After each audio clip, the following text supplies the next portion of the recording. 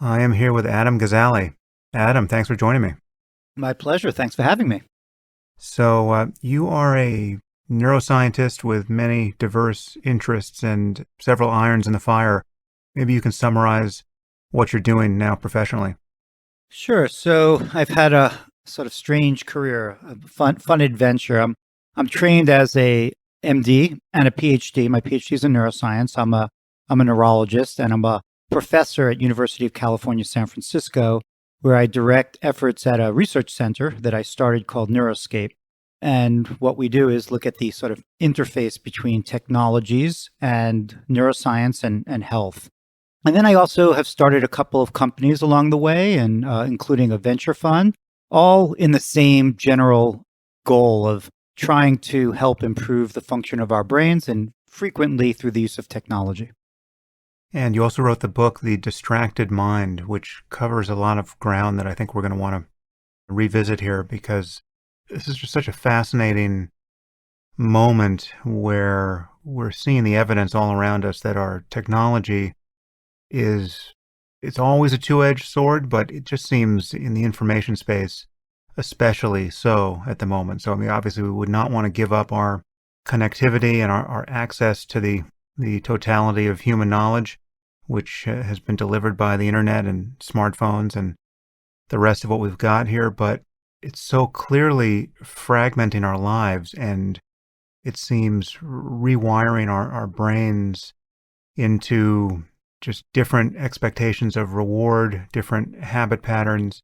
I mean, we're all somewhere on a spectrum of pathology. And we know that there's no bright line between having a normal mind and a normal brain and having a condition like obsessive compulsive disorder or narcissism. I mean, it's just, we're talking about bell curves and gradients, not bright lines here. But it does feel like our use of technology, actively and passively, is pushing us in odd directions. So I think we'll get into this and then talk about how technology might also be a remedy for all that ails us here.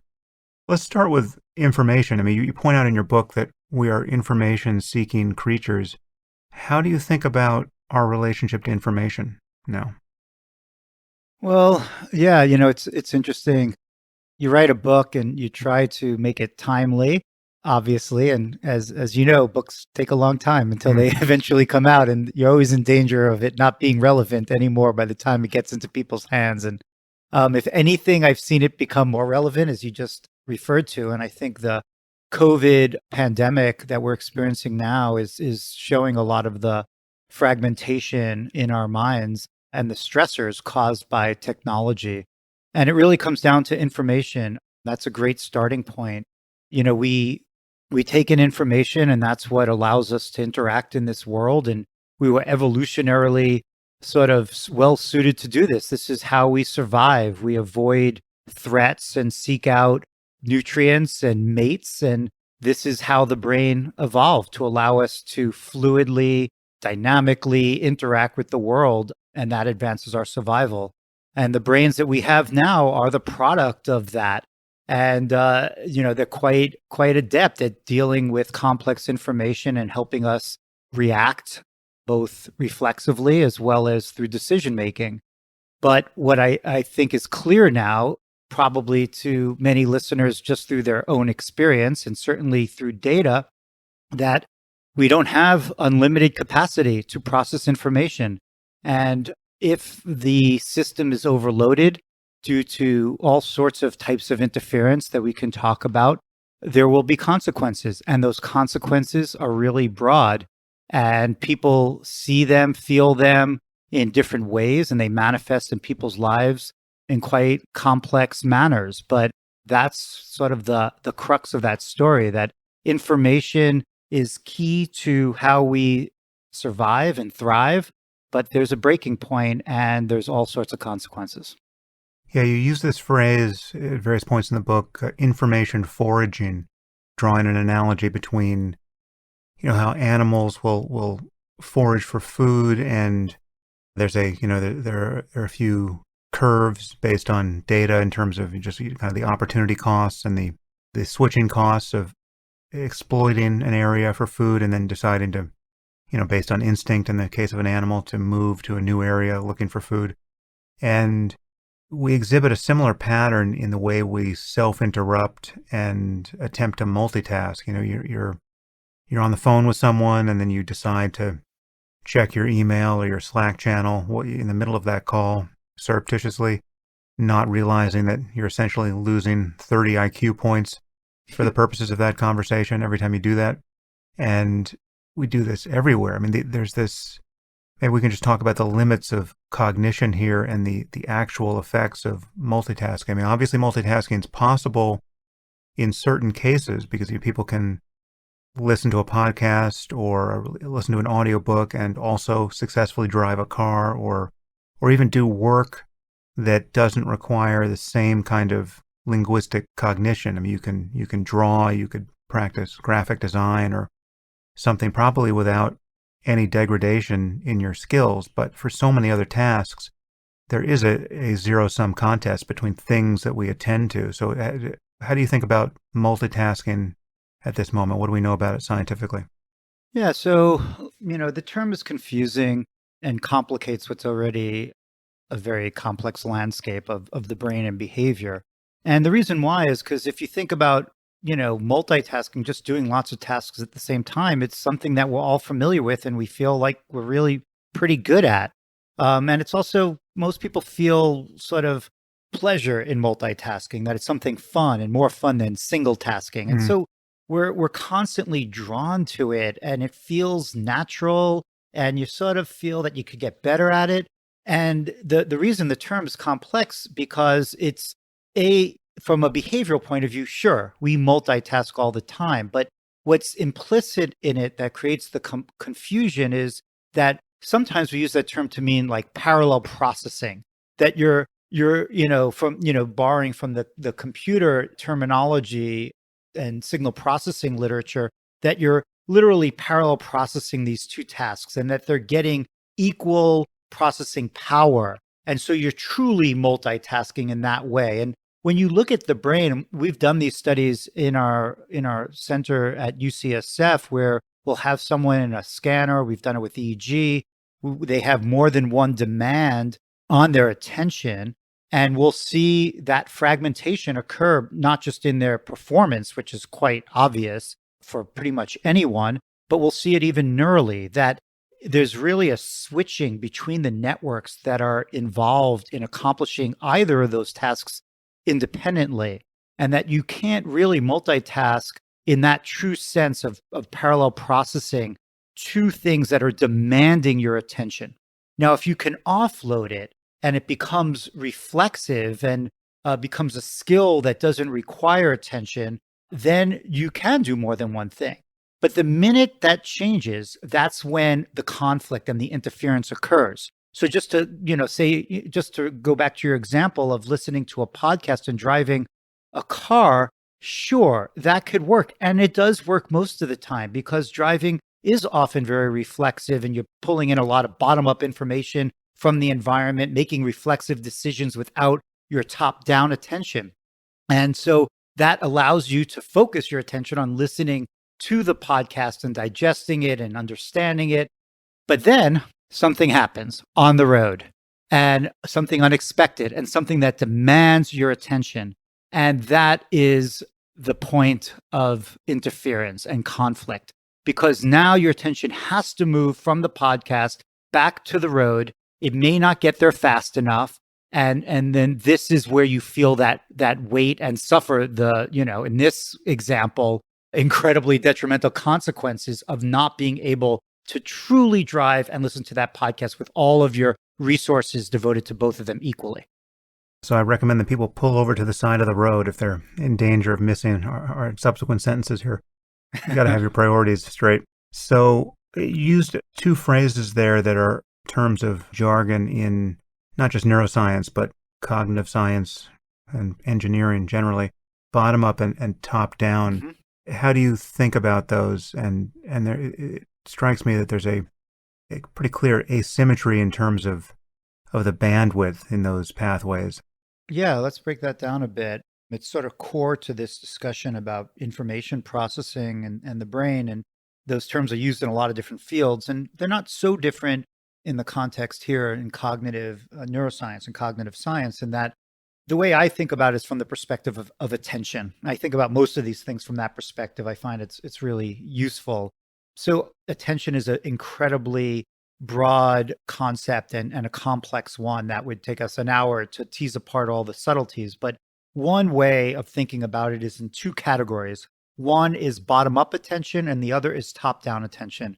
And bottom up attention is when your limited resources, because we have those limitations, and both top down and bottom up have limitations, that our limited mental resources are being drawn or being activated by the environmental stimuli itself. So a loud sound, a flash of light, your name, something that's very important or salient to you, is going to demand your attention and pull your resources towards it very rapidly. And this is obviously a strong survival advantage. If you don't have great bottom up, you're likely to get eaten pretty fast. And so that's bottom up attention. So it's a very ancient part of our attentional system that was really, critical for our survival, on all animal survival. And then there's top down attention. And by that, I mean the goal directed attention. It's when you make a decision, a conscious decision based on interpreting information from either the external environment or your internal environment about where your attention is directed. And so you can be, attending to something like this podcast right now, and you have every goal to absorb all this information, and your attention may get pulled away by a bottom up force. And so we're constantly managing these two draws on our overall sort of capacity of where we put our resources, both the bottom up and the top down. And if you pay attention to it, you'll see it every day, all day, at every moment, is that, these two attentional forces are constantly playing a tug of war. And so how do you think about this experience we all have of self-interrupting? That may be a phrase you actually use in the book. I don't recall, but it's this experience that, it's all too familiar. It's now practically unconscious all the time, of you're paying attention to something, you're doing work at your computer, say, and then you decide to check your email. Mm-hmm. Obviously, the technology is playing a massive role here in terms Mm-hmm. of notifications. I mean, if you're receiving texts or you're receiving notifications, well, then it's being driven by the machines themselves. But even without that, we just often experience this degradation in our ability to sustain attention for the task at hand, and we decide to, probably reward is the right framework to think about it, and we seek this dopamine hit by switching our attention to something else, and we're almost never very aware of the switching costs there, and just how much time is lost reorienting to the thing you were doing when you do come back. What do we know about this whole process? Yeah, I mean, you said it perfectly. We can be, our attention, our top-down attention, our goal-directed focus can be interfered with. That interference can occur on many levels. It can occur from external stimulation, so sort of the bottom-up things we're talking about. I would say if your phone vibrates in your pocket or you hear a ping on your computer, that's like a perfect example of a bottom-up source of attention. And technology companies certainly are aware of that, at least at some level, that you can pull attention with that. And so, that's one that we're very aware of. But you could create interference internally too. And so there may be internal distractions, internal bottom-up information, like an aching joint or your back just sort of nudges you, or your stomach rumbles.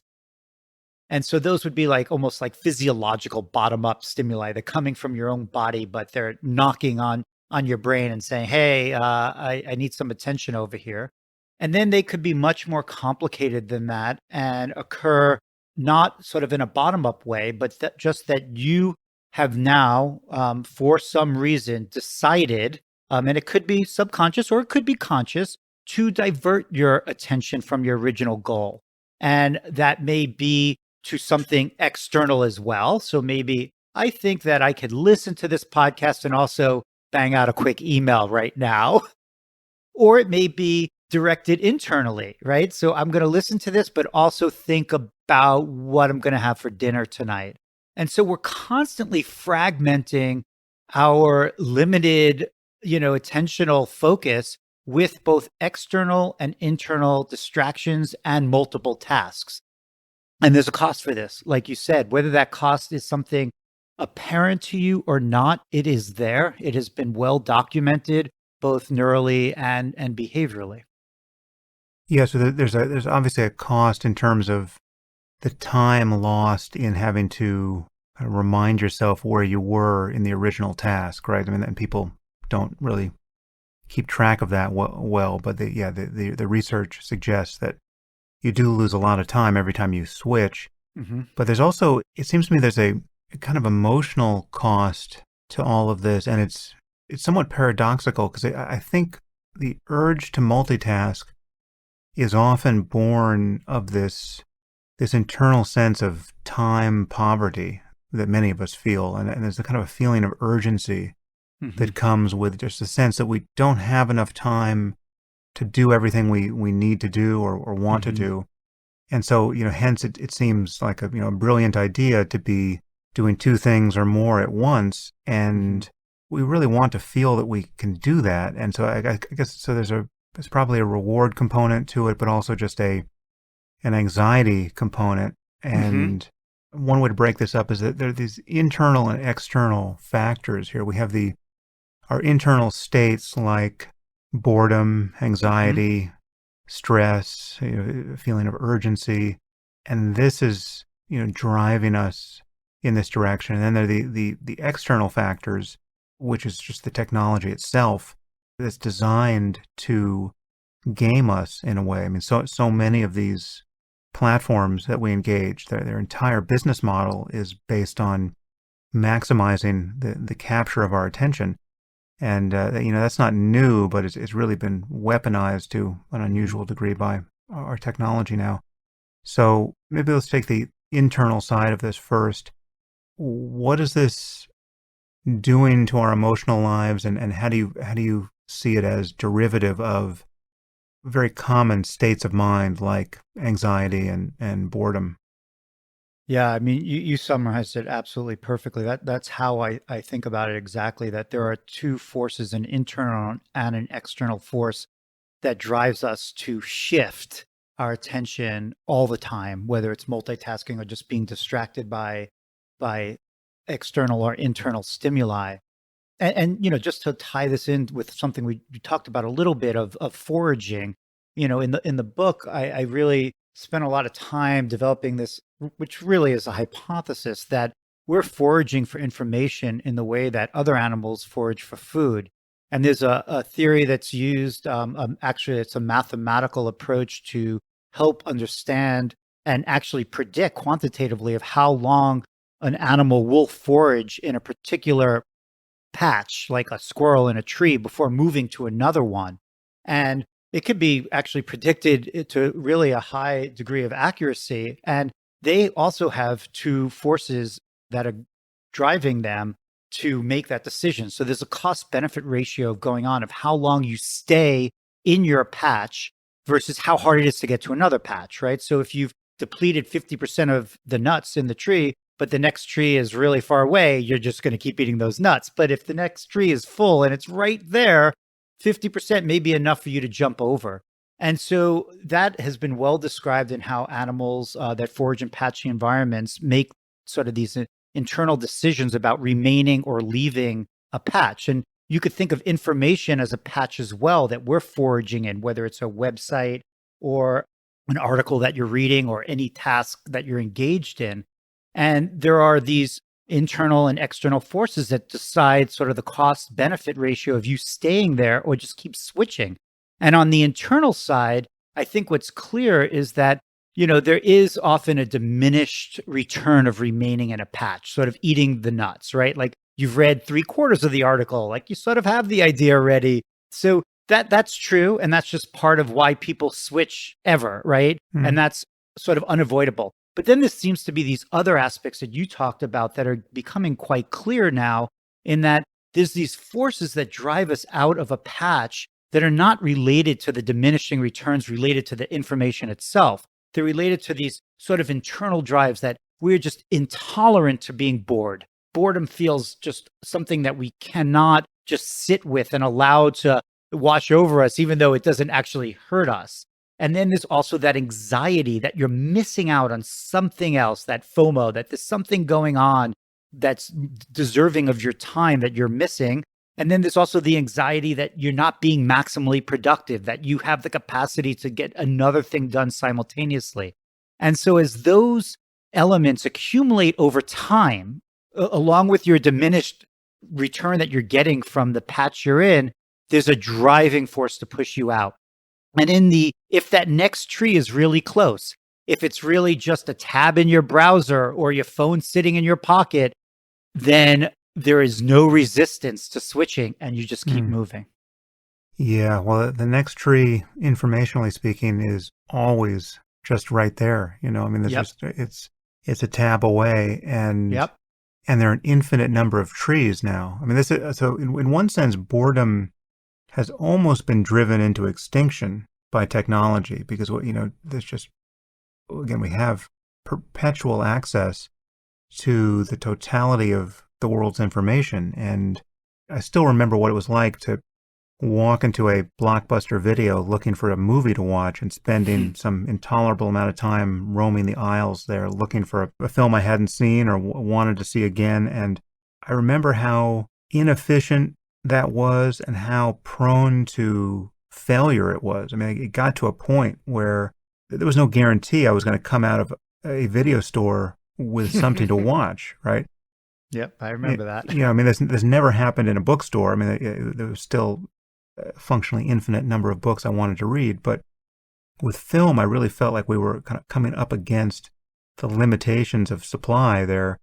And yet now we have access to so much information and entertainment, and it's becoming so frictionless. I mean, most of us are still juggling too many apps and too many sources, but insofar as this gets consolidated in places like Netflix, it's just like boredom has almost been banished on one level, except on another level, it appears to be growing in the sense that it feels like our reward cycles in our engagement with media are getting shorter, and there's zero downtime between them. I mean, literally, the next episode begins to autoplay on most of these platforms, right? And you have to opt out of watching it rather than decide what you want to watch next. So it's just, we're now part of this binge watching machine, and it's not just watching. I mean, binge reading, binge scrolling of social media, and the frictions out of the system.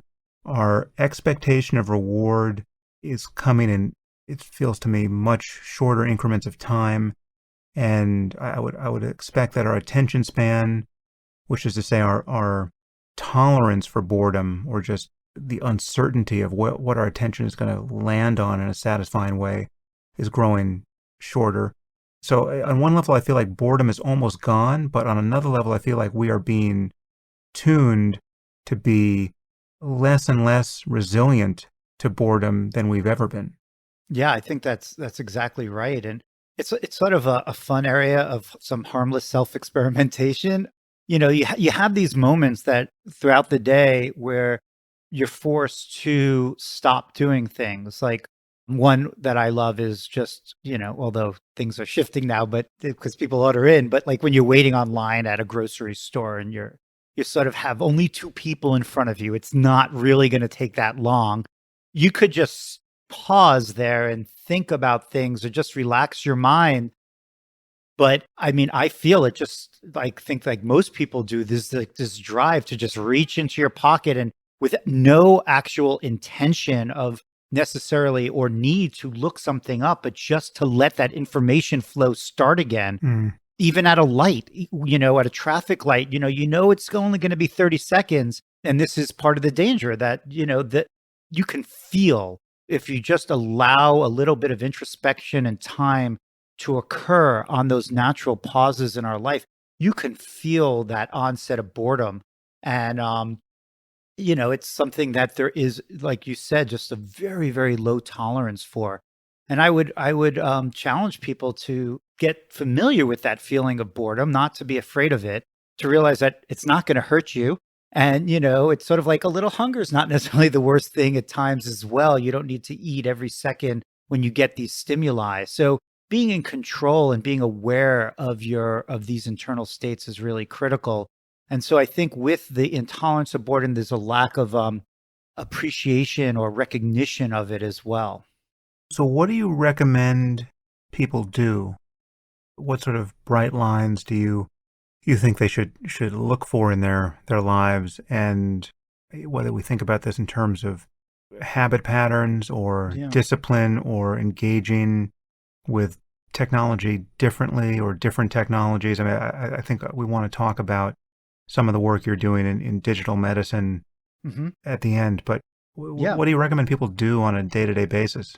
Yeah. This is such a great question. It was sort of an interesting point in my life as a scientist. And I know you have neuroscience roots as well. When I started getting asked that question, because I don't like fancy myself as like a self-help type of person, but I understood the need for it. I've been studying distraction and multitasking from a neuroscientist perspective, and when it came to writing a book on the topic, that I wanted to be more than a neuroscience primer on this, it was a very real question that I had to ask myself. How do I answer that?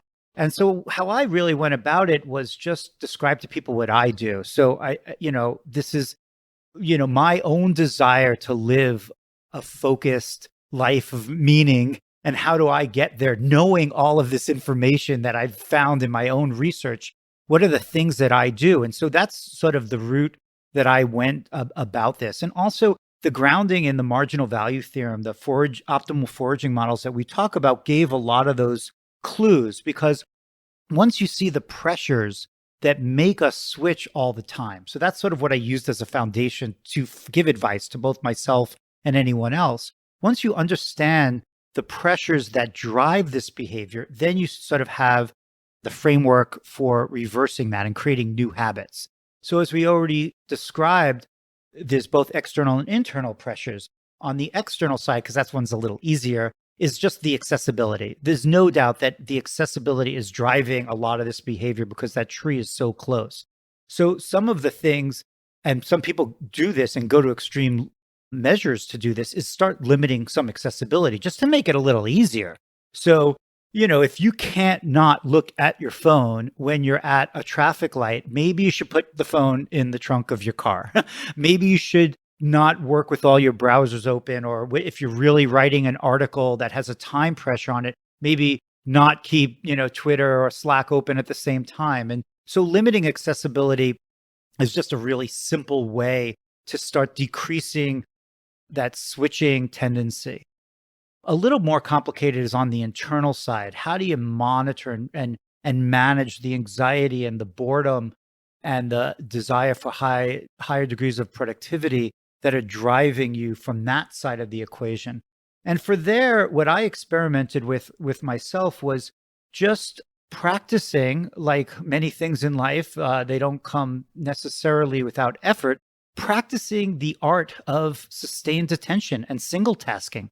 And I started doing this, a couple years ago as a, sort of now speaking about the book and that content publicly, and just saying, okay, I'm going to challenge myself. I have an hour that I'm going to quit everything except this one source of my attention, this one focus. And when I started doing that at the beginning, it was really hard. It was shockingly hard Mm. because I felt this desire to like just go and check Facebook or just go and talk to someone, even if it wasn't technology. And so what I started doing and what I advise people based on my own experience is start with small periods of time that you're doing singular focus and feel what happens, understand the boredom and the anxiety, work through it and stick with it. And then take that break, make that break not about necessarily going on social media or getting into these iterative like sinkholes that just take you away from your goals, but rather stretch, do some light exercise, close your eyes, meditate, look at nature, either through photography or real nature. These things I think have a lot of support for being really healthy little breaks, and then get back into that focus and see if you can extend that over time. I think it's sort of similar to someone learning how to become like a long distance runner. Like you can't really just start by running 4 miles. And what's intolerable to you on day one because it's painful or maybe even boring, after a while you start enjoying that feeling.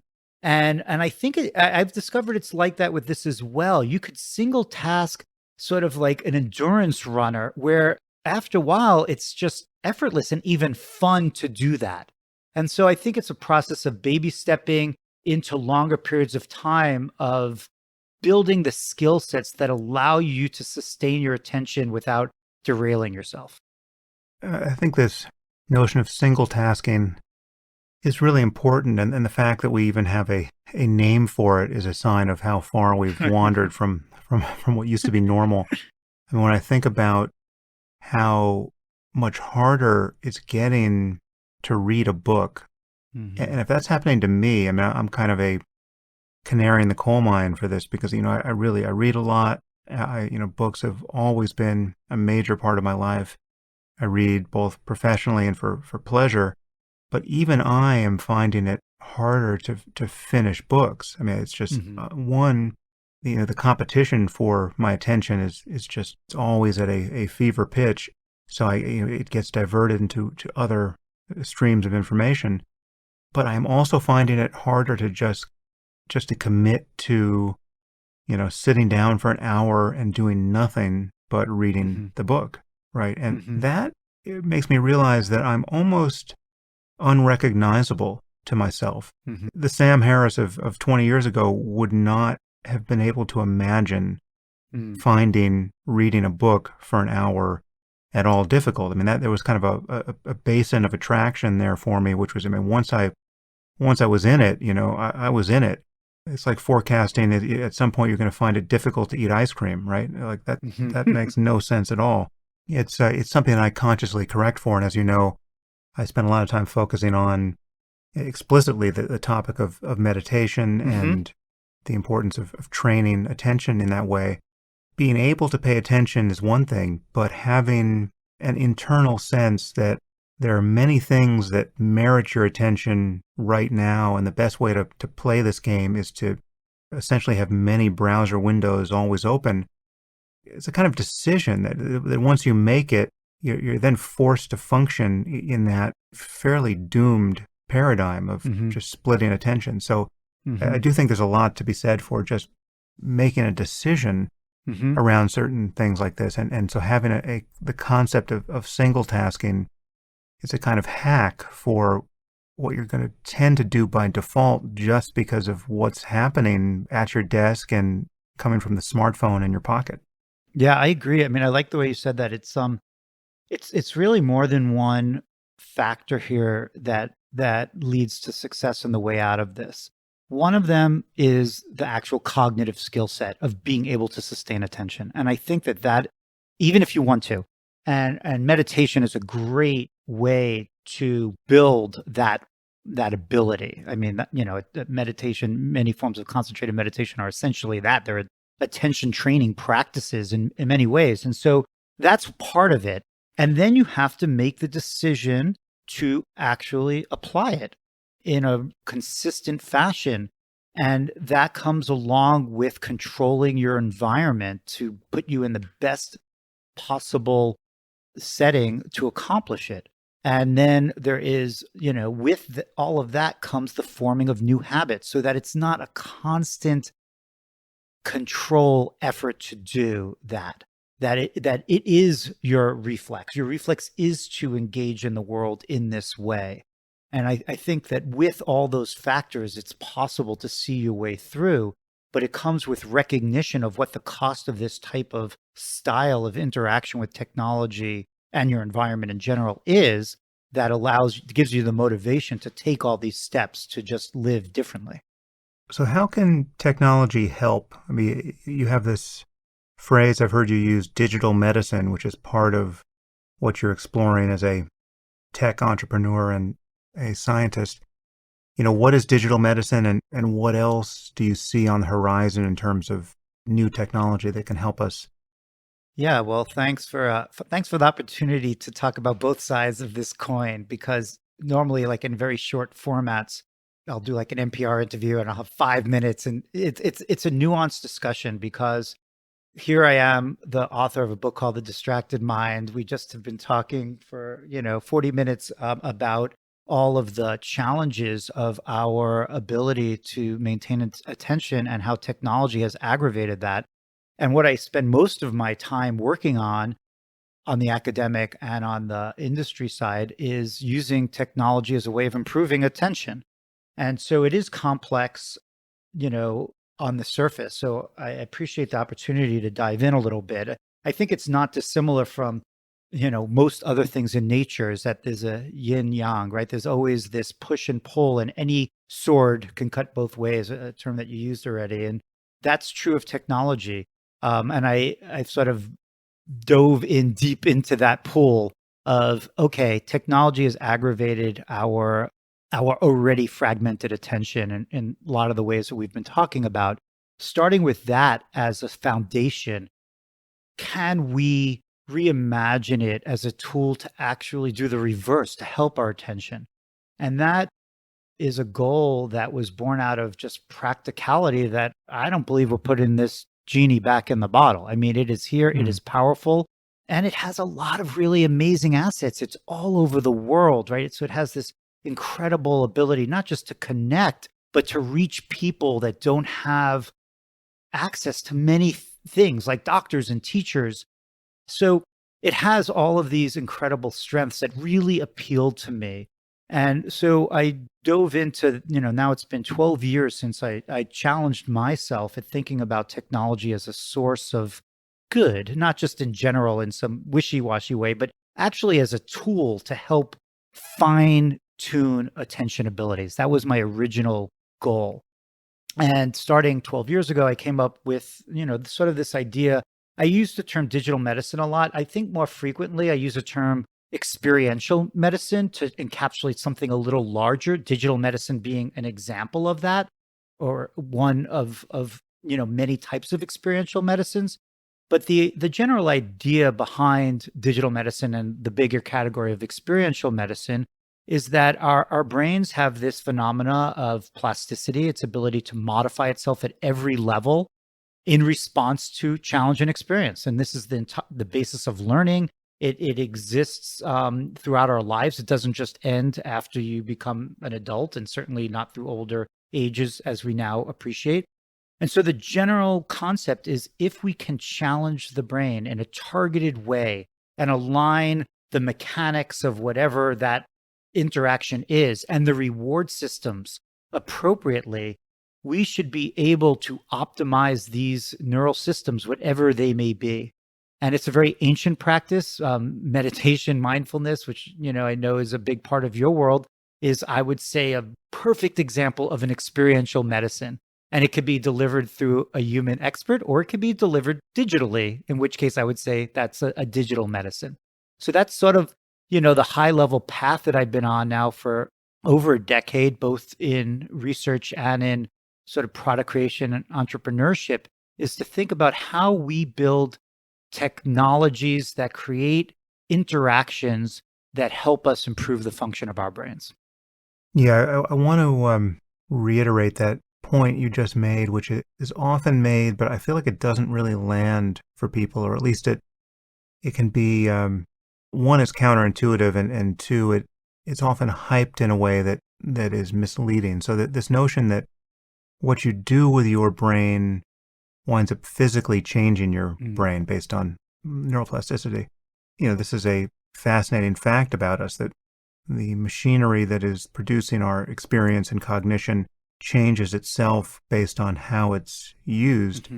And yeah, as you point out, that's the key to all learning and everything else about us that leaves a trace, right? So if someone's going to remember anything about this conversation, they'll remember it based on actual physical changes in their brains. That's what the encoding of memory requires. And yet it's often said that people kind of marvel at the claim that that there's evidence, scientific evidence, that something like meditation practice can physically change the brain, right? Or the functional behavior of the brain under neuroimaging. But of course it does, right? Literally everything you do changes your brain. Yep. So on some level, it is a kind of a hype claim that one hears in the meditation literature to emphasize this point because everything changes your brain. Mm-hmm. But because we have this general property of plasticity, we really should view the consequences of paying attention to specific things in specific ways as being fairly indelible until we do something else that changes us in some other way, right? So on some level, you get more of what you pay attention to. It's almost like the algorithms that are successfully gaming our attention. We know that if you're on YouTube and you keep clicking on videos of cats or Olympic sprinter finals or whatever it is, whatever you get into, you get more of the same. And on some level, that same kind of algorithmic property is true of us. I mean, you're making yourself based on what you're doing with your attention and the kinds of habits you're ramifying. And you are quite literally sculpting your neural circuitry in the meantime. And I mean, everyone experiences this in miniature psychologically, but it's another thing to remind yourself that there's a physical basis for this, a kind of living sculpture that is producing this. This is something that we've been doing inadvertently more or less every moment of our lives, and now we have the most well-resourced and technologically competent companies that have ever existed turning their tractor beams on us and demanding our attention from every screen in sight. And what you don't take responsibility for here is going to happen to you based on other people's business models. And it's just worth realizing that the causality here is not really in dispute. Basically, all of these moments matter, and they deliver to you your future self, who will have whatever competencies or weaknesses or mounting dissatisfaction with life to deal with. And if your life doesn't feel the way you want it to feel, there's a lot you have done on purpose and by accident to bring yourself to this point, and there's a lot you may yet do to feel differently. Yeah, I mean, that was beautifully said. I think that is really true. It's sort of something that's overhyped and used sometimes even as a marketing tool, and yet underappreciated for its true profound power of change that experiences can induce. One way that, the reason I put the word medicine in there, although it doesn't have to necessarily be for people that are sick, it has much broader implications, is that when it comes to the brain and the mind, we've just become, from my perspective as a neurologist and even in neuroscience, we've become preoccupied with this idea that medicine for the mind is a pill, right? That somewhere out there's this magic brain pill that we're going to discover, and autism is gone and depression's gone, and, Alzheimer's, everything is just could be fixed. And because of that, from my perspective of someone that, sat through med school classes, it's been a while ago, but I know it's not different now, thinking that medicine equals drug, everything else has become marginalized as an alternative approach, which is really a disservice. And so even though, like you said, we know so much about the underlying, mechanisms and neuroscience of plasticity, just as much as we know about neurochemistry related to molecular treatments and pills, it is not given the same sort of real respect in medicine as a tool to really lead to these therapeutic approaches. And so that's really the shift that happened in me over the last decade when I started realizing that this experiential medicine that we've relied on, it's in some ways the most ancient medicines we've had for our minds, whether they're suffering or not, to just even elevate them, has not been part of our real translational approach to bringing neuroscience tools to people's lives to help them. That we've just built this silo around having this miracle pill because it's easy and, has all the reasons that make it appealing.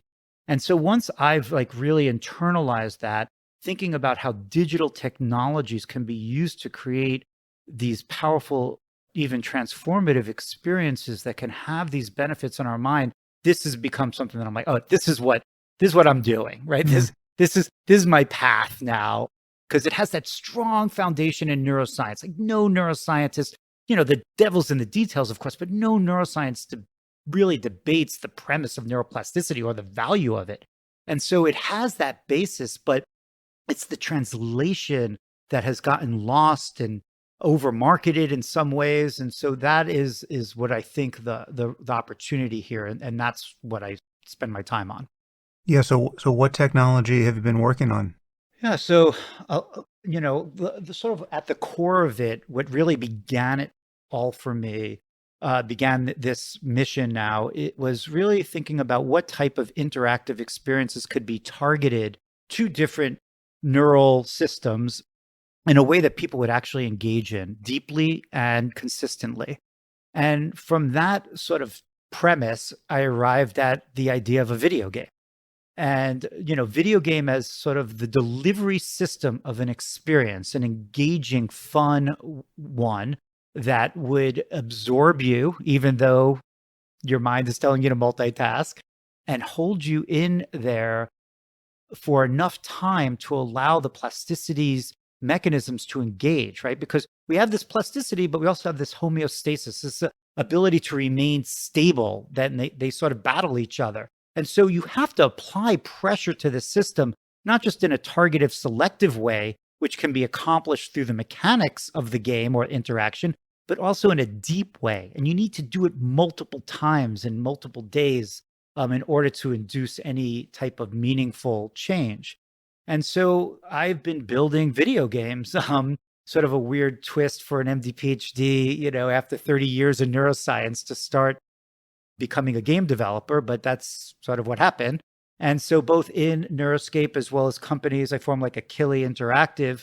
We are inspired by understanding some cognitive neuroscience and developmental neuroscience about what type of interactions may activate neural networks in a selective way that underlie usually attentional systems. And then how can we target it in such a way to basically harness the brain's own inherent plasticity? And the way I've latched onto that is what I call closed loop systems or closed loop video games. We had several reviews, including one in Neuron not so long ago, describing this concept of a closed loop video game. And the very basic premise is that all the aspects of the game, the challenge and the rewards, are being driven based upon your own data, your state data. And on the surface, the easiest, most accessible is your performance data. But more recently, we're trying to also capture in real time things like your stress, your attention, your arousal level, your awareness even.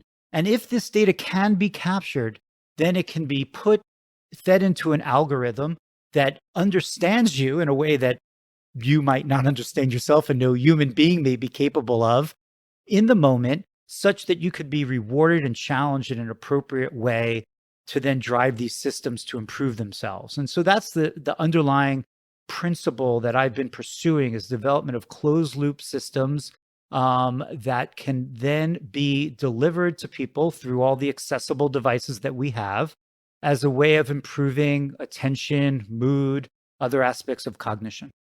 Is there an EEG neurofeedback component to this, or is that not part of the data stream you're integrating?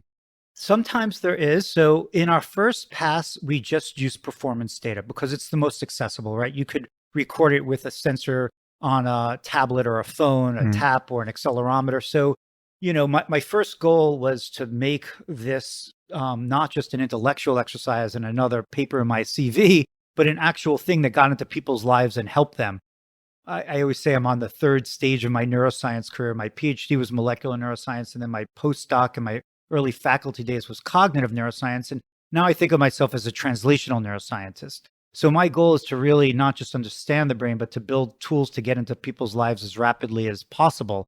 And while there's a lot to do with neural recordings, and I'll give you a little bit more of where we're going with that now, the first pass was just to use performance data like response time and accuracy and things that are just so accessible. And our first game that I created, Neuroracer at UCSF, we published in 2013 in Nature, which was such an exciting moment. As you know, you're in neuroscience.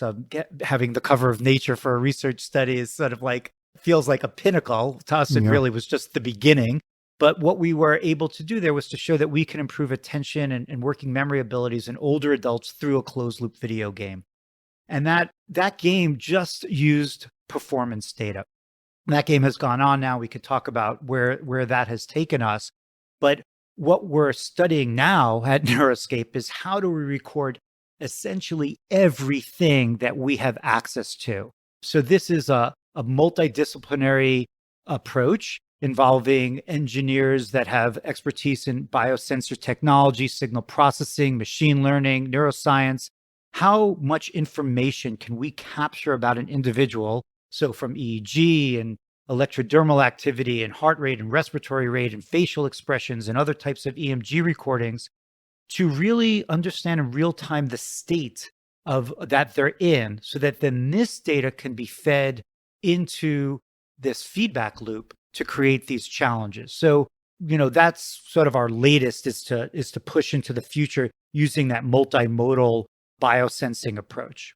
One concern here is the question of whether whatever gains a person makes in, training attention, say, in a game, actually generalize. Mm-hmm. Do you just get better at the game, or do you get better at attending to anything you want to attend to? What does your research show there? Yeah, I mean that's the $1 million question, right? That's the core of everything, is that transfer, that ability to have benefits beyond, the whatever you're training or engaged in, or whatever the treatment is. And all of our papers show some degree of transfer. We probably wouldn't even be able to publish them anymore if it didn't have a little bit of that. And so the real question is, how far is that transfer? How removed from the environmental interactive stimulation that you got that led to the plastic effects to the benefits that you see?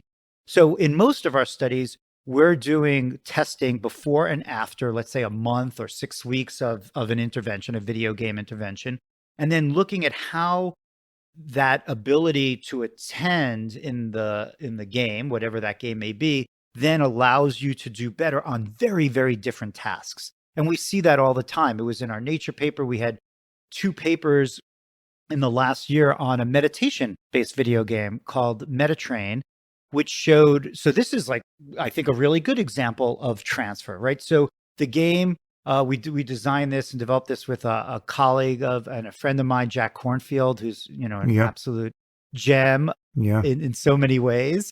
And what we showed in 2 published papers, one in healthy young adults and the other was in adolescents with adverse life events and attention deficits, actually in India, those children, those adolescents. And what we showed in both of them is that they're playing a closed loop video game that's based on the principles of meditation, but has the adaptivity and the reward systems of our other closed loop approaches.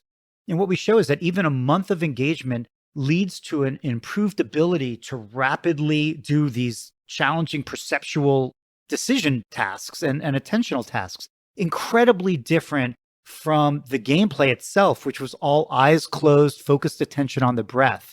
So that's really exciting degree of transfer, because it's a really different deployment of those attentional skills. And then we have unpublished data that I'll share with you on older adults, where we again show this improvement in high speed visual attention from this internally directed attention exercise through MetaTrain. So that's replicated now in 3 populations. But we also showed improvements in stress reactivity using electrodermal activity. This is as a pre-post measure. And these are all placebo-controlled blinded trials as well. And now some of our earliest evidence is showing even telomere length can change from this 1-month practice. So that's really far transfer as far as I'm concerned. And so I would say we're not there yet, But slowly but surely, we're learning how we can take these technology delivered experiential treatments in medicine and lead to farther and farther transfer. What would you attribute telomere change to? Just a reduction in stress, or what would be the I mechanism? think so. I mean, this is really new data, unpublished, super exciting. It's, we work with Liz Blackburn's lab and Alyssa Pell and others at UCSF that have expertise with these measures. So this was a stretch out of our normal outcome measures, but that's one of the things that we're trying to do, is to reach beyond cognitive outcome measures into other things like sleep and stress and blood-based inflammatory markers, for example. And so I think, if I had to guess based upon the existing literature, it would be stress related. And so we're now looking at the relationships between many of these outcome measures that are changed. So we have MRI recordings, functional and structural. We have EG. We have the stress electrodermal activity outcomes. And now we have this telomere finding, and trying to put them all together, which is really a lot of data from one study, and trying to understand what are sort of the causal elements is not very easy. But that's sort of what we're trying to figure out now. So, what's the state of accessibility of this technology now? Are we at the point where everything you described is commercially available, or is most of this still a matter of just research? Yeah. So most of it is still, I would say, in the lab. The MetaTrain game that I just described, even though we're writing our third paper now, is still accessible really only through research and research colleagues and collaboration. But we hope to change that. And we have another almost dozen games. Some of them use virtual reality, others use full body motion capture, rhythm, and physical fitness are all parts of many of our games. So most of those are in the lab. The one game that is now accessible and not completely accessible, I'll describe that, is that first game was called Neuroracer, the game that grew into our Nature paper and became the premise, the technology that launched my first company in this domain, Achille Interactive. So UCSF owns the sort of technology, the patent behind that, since I'm a professor at UCSF. I am the inventor, and Achille has a license to it. That's sort of our relationship of how I'm learning how you get ideas and discoveries outside of the lab into the world. And Achilles spent a decade developing a way better game from the point of view of art, music, story, reward cycles from Neuroracer, but preserved the underlying mechanics and closed loop features that was in Neuroracer. And then that game has now gone through, I think, almost 30 trials. Now I work on other games and let my other colleagues take these through, these later stages clinical trials. But what has happened now, we've completed some really exciting research, including a phase 3 trial. So for those of you listening that don't know, that's sort of the last phase of the FDA process by which a therapeutic, whether it's a device or a drug, goes on to become cleared as a medical device or drug. And so that phase 3 trial was led out of Duke by a scientist named Scott Collins, and really a unique study. It was a double-blind, placebo-controlled, multi-site trial using a video game to improve attention in children diagnosed with ADHD, attention deficit disorder, really focusing on the ADD part more than the hyperactivity. And it was successful in showing improvements in sustained measures of attention and some functional measures of attentional deficits that these children were suffering from. And we submitted that to the FDA a couple of years ago now. It was a long process, and that is now approved as a medical device, a class 2 medical device to treat inattention in children with ADHD. It's the first non-drug digital treatment for ADHD and the first video game that has been cleared by the FDA for any medical condition. So it's pretty exciting. It's been 12 years since that first idea struck me of creating that video game Neuroracer. So, and this just happened a couple months ago. It happened during COVID. So it's a little bit of a happy moment here in an otherwise very complicated time. And we are now moving through the not trivial process of delivering a video game as a medicine, requiring a prescription to get it out there as a treatment for inattention and Hmm. ADHD. That's interesting. So now, why would a prescription be required if it is at bottom just a video game? I mean, doesn't that requirement presuppose that there's contraindications to whatever the medicine is, and why would that be the case in a game? Yeah, I mean, it goes back to our discussion about the power of plasticity. Any experience that has the ability to create positive change can also create negative change. I mean, we know experiences cause PTSD, post-traumatic stress disorder. They don't have a directionality in them in themselves, right? It's only how they're designed. And so we think it's appropriately responsible that if you're going to create a tool through an interactive experience, in this case, a video game, that we are going to try to document through research has benefits that warrant it to be delivered as as a medicine, as a therapeutic. It's responsible to look for potential side effects as well. Mm. And so going through the FDA pathway and getting this cleared as a medical device, which is what software falls under, allows us to bring all the rigor of experimental design, looking for potential negative effects, documenting the positive effects, the limitations of them that the medical regulatory system has to offer. So that was, a lot of the motivation to be able to bring that type of experimental approach to this. It also, to me, is important for doctors to think about things other than drugs as medicine. And I think it should be taken seriously and treated in every other way, especially when prescribed for a clinical condition, as a medicine. And so part of going through this pathway was to bring that whole machinery to accomplish that goal. So, it's not just FDA approval, but this paradigm shift that has to occur for a doctor to reach for their, digital prescription pad Mm. and write this as a treatment for their patient. And then hopefully in the not distant future, insurance companies to reimburse it the same way they would a drug. And so all of those pieces have to happen if we're going to shift the whole notion of what medicine is, which is my ultimate goal. It's funny. It strikes me that you may be applying the placebo effect to doctors. The effect of writing a prescription is reframing all of their expectations around this intervention. You've brought the placebo effect out to a meta level. Yes, To the I think it's probably true. So what do you see as the future of other technological interventions here? I mean, what we're talking about here are still ways in which people can use their attention to change their brain.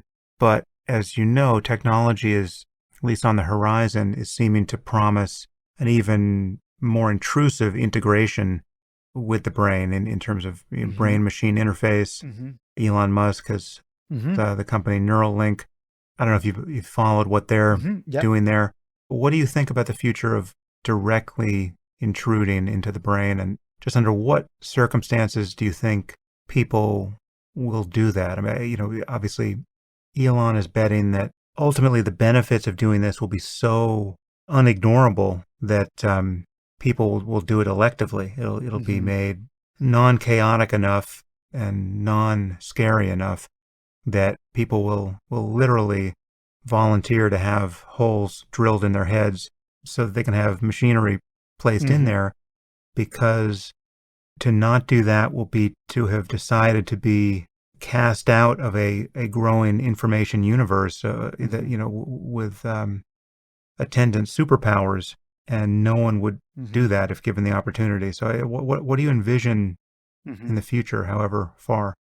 Well, I'd like to preface my comments by saying I'm super excited what Elon's doing and others that are engaged in this. It's exciting. It should be a part of our research and our future.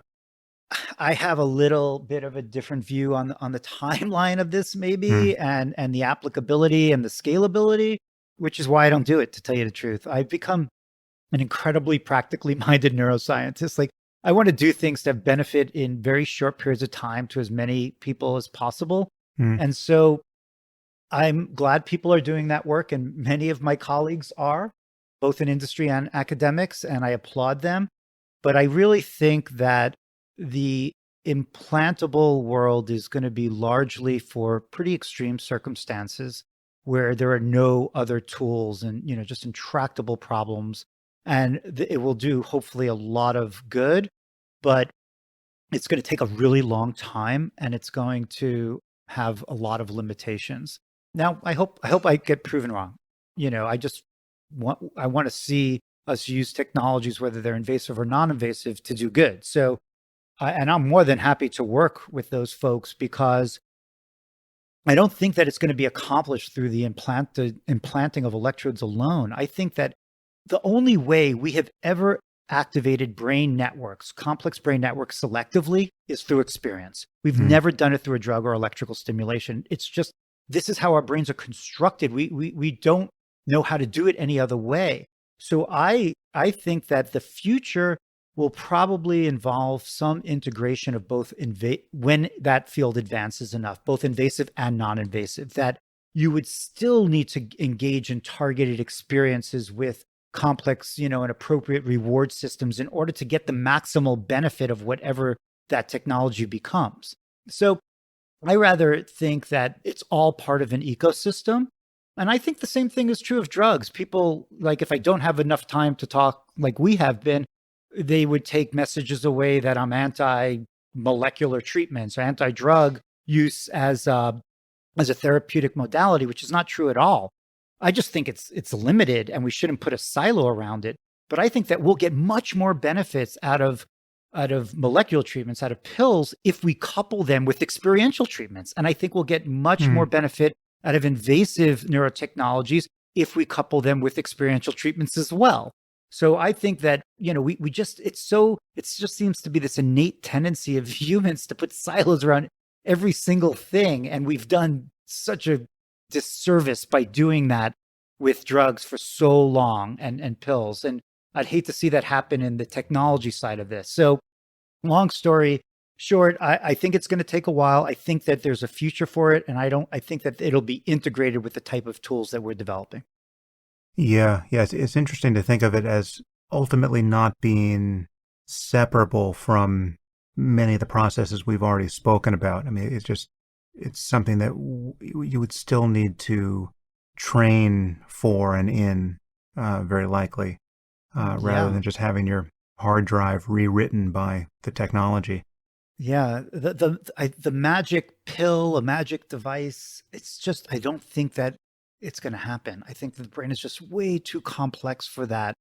And it's a human tendency to seek those out, but there's going to be work involved, I believe, and we have to make it as fun as possible. but Mm. but it's going to it takes effort to change the brain, and I don't think we're going to short circuit that in any reasonable time. And I don't necessarily know if we even should. Like, there's something that comes with a sense of ownership of healing yourself, and doing that work as part of the treatment, I believe. So yeah, I think that it will be part of the bigger offering that we'll have. I'm struck by the significance of the conceptual framing applied to what we've been talking about. So, I mean, to think in terms of a treatment is one thing, and it sort of medicalizes it, for good and for ill. But one could also swap in the notion of training, Hmm. more along a kind of a fitness model there. And that gives it a kind of a different flavor to what is in fact the same thing. I mean, just engaging these principles of plasticity and the change of function based on prior moments of function. And I mean, I just would point out that each one of us is the world champion at being more or less who we were yesterday in terms of training. I mean, you've been training to be yourself and to have your habitual reactions to the things you react to, on every previous hour of your life. And so when you, whatever it is, react impatiently to your children, or reach for that thing that you really like to eat, or whatever it is that is a habit pattern that you recognize in yourself. I mean, that's something that has been ingrained. I mean, obviously some of it is heavily governed by genes, right? So it's not all environment, but genes in concert with what you have done in your life and how you've responded to the environment. You are the Olympic champion of being recognizable to yourself and staying in whatever rut you may feel you're in. And it's not an accident that it would take some effort and some process of reprioritizing your interests and values and what you're granting attention to make any kind of significant changes. Yeah, I'm glad that you went there with this conversation because I wouldn't want the message to be that this is just medicine for people that are sick or suffering in some way. It was certainly the very targeted approach I took to our first video game treatment, because there's so much need and you have to focus somewhere and accomplish, a very defined goal. Anyone that's ever started a company or started anything knows, but that's not the ultimate goal here. These tools can, and our data supports this, and we're showing that more and more that you don't have to be suffering or in a, a very pathological condition to get benefit from experiential treatments. And that is the bigger offering. How do we evolve our minds in a sense and really enhance ourselves? And, I just feel that this is so important. It always has been. But right now, when you read the news and look at the world around us, beyond all the mental health suffering, both neurological and psychiatric, that's going on, it seems that humanity is in need of some major solutions right across the board for our minds. I wrote a piece not so long ago called The Cognition Crisis. It was sort of I posted online, it's available, sort of a little bit of a follow-up to The Distracted Mind, and really just expanding this notion of the fact that we as humans are really struggling when it comes to our minds, our ability to sustain our attention, which we've talked about, but also our sense of empathy and compassion and high level decision making. If anything, just the last year of reading the news has really impressed upon me that the cognition crisis is in full effect right now. And I would hope that through these approaches that we've been talking about of sort of flipping the sword around for technology, that we can achieve some of these higher order goals, not just fix ourselves when we're broken, but feel more empathy and be able to, all of us sustain our attention better and make more informed, future facing decisions that don't just impact us. Because we're never going to deal with things like climate change, these things that require all of these capacities with just information alone. We already know what's happening to the climate and we could see what's going on. So that's my bigger wish, is that this is not really just medicine. Yeah, that's really a crucial place to land here, because our engagement with information is not just a matter of how it makes us feel and what it does to each of us personally to have attention split, or to be, in the end, using our attention in ways that we will regret or find less than rewarding. I mean, information is the only thing that is allowing us to form a coherent worldview and fuse our cognitive horizons with other people forming the same worldview. And so our engagement with information and our inability, I mean, just take, climate change as the problem you raised. I mean, our inability to converge on, a basic acknowledgement of facts there as a society, to speak of America in particular, but, this is true in many other places, just to agree on what the facts are and much less what we should do about them. That seems currently politically insurmountable. And it's based on so many of the things we've talked about here in large part. It's not to say that political disagreement and conspiracy thinking and obfuscation and ignorance are new variables, but they are clearly being amplified by technology in a way that is becoming unsustainable. So We're being dragged into a kind of matrix that's shattering our epistemology, where we just can't agree about facts, and it's Mhm. making any common project very difficult to engage. And climate change is one very salient example, but it's on every front, and so Mhm. it's we do need to get a handle on this somehow in the Mhm. near term. Yes. This is this is really what inspires me now, and the work that I'm doing and groups I advise for, even if it's not my own efforts, is really tackling that issue, which is a global one. And it's one that's really core to us as humans, which is makes it exciting that it's it's here. It is in front of us. Like we are out of time to delay evolving our minds and really getting to the core of what's preventing us from advancing, because I think our survival both as individuals and as a species really depends upon this. I don't think that's overstated in terms of how dire this need is to fix some of these poor iterative cycles that we've gotten in with information. I think you're right. Mm. It's information. We have to be in control of it. We cannot allow it to just drag us along. And if we don't take control, it could go in all sorts of negative ways, as we're seeing. Well, Adam, it's fascinating and all too consequential. So, thank you for being here, and thank you for doing the work you're doing. And I look forward to the next installment when the story shifts, however slightly. This is really the topic of our time, and it's just great to have you in an adjacent trench over there fighting the same battle. Yeah, I appreciate the time, Sam, to really tease apart some of these more nuanced and complex issues that it's not